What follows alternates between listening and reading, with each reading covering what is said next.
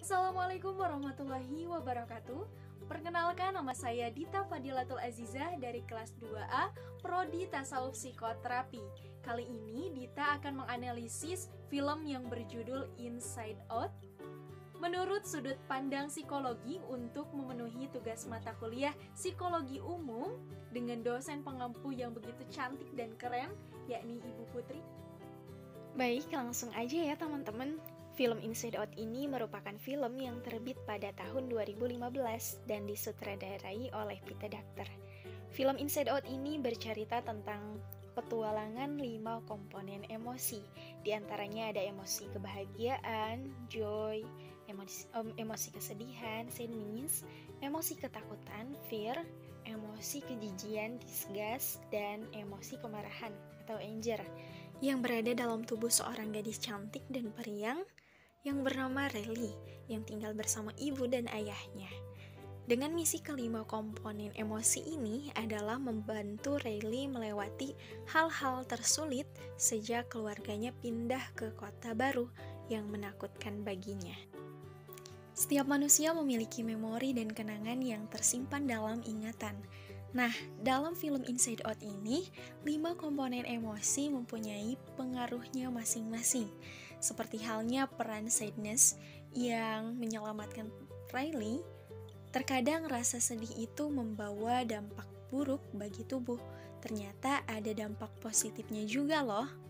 Terkadang kita juga perlu melampiaskan kesedihan kita supaya bangkit kembali dari masalah yang dihadapi. Bukan malah melarikan diri, yang terjadi masalah akan terus-menerus menghantui kehidupan kita.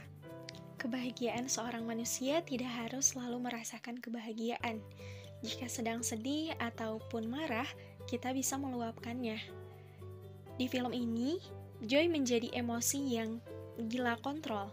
Sebisa mungkin ia mencegah emosi yang lainnya untuk mengendalikan pikiran Riley. Konflik muncul ketika sadness merusak ingatan inti hingga menyeretnya keluar dari pikiran Riley. Mereka berdua terdampar dalam bank memori Riley. Selama joy dan sadness tidak ada, 3 emosilah yang mengendalikan Riley, yakni fear, disgust, dan anger, hingga Riley tidak bisa mengontrol emosinya, dan ia pun semakin labil dengan melakukan tindakan-tindakan di luar kendali. Adapun proses pembentukan emosi melalui beberapa tahapan. Yang pertama ada elicitores, adanya dorongan berupa peristiwa. Yang kedua ada receptors, adalah pusat penerimaan rangsangan dan melanjutkan ke pusat sistem saraf. Yang ketiga ada state, perubahan spesifik yang terjadi dalam aspek fisiologi. Yang keempat ada expression, adanya perubahan yang dapat diamati seperti wajah dan tubuh. Yang kelima ada experience, yaitu persepsi seseorang pada kondisi emosional. Nah, dapat kita ambil kesimpulannya pada film Inside Out ini, bahwasannya emosi ini mengalami pertumbuhan dari anak-anak ke dewasa, yang asalnya tidak mampu mengendalikan jadi mampu mengendalikan emosi. Bahagia, sedih, takut, jijik, dan marah tidak bisa kita kendalikan. Manusia sering mengasah hanya satu memori saja dan mengabaikan memori yang lainnya. Akibatnya, emosi yang dihasilkan hanya terfokus pada satu jenis emosi saja.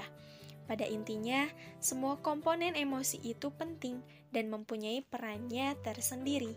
Tetapi, diri kita yang harus mampu mengontrol itu semua. Nah, Ali bin Abi Thalib said, jangan mengambil keputusan ketika sedang marah dan jangan membuat janji ketika sedang senang. Itulah teman-teman hasil analisis dari Dita. Semoga dapat bermanfaat ya. Terima kasih semuanya. Wassalamualaikum warahmatullahi wabarakatuh. Bye-bye. See you again.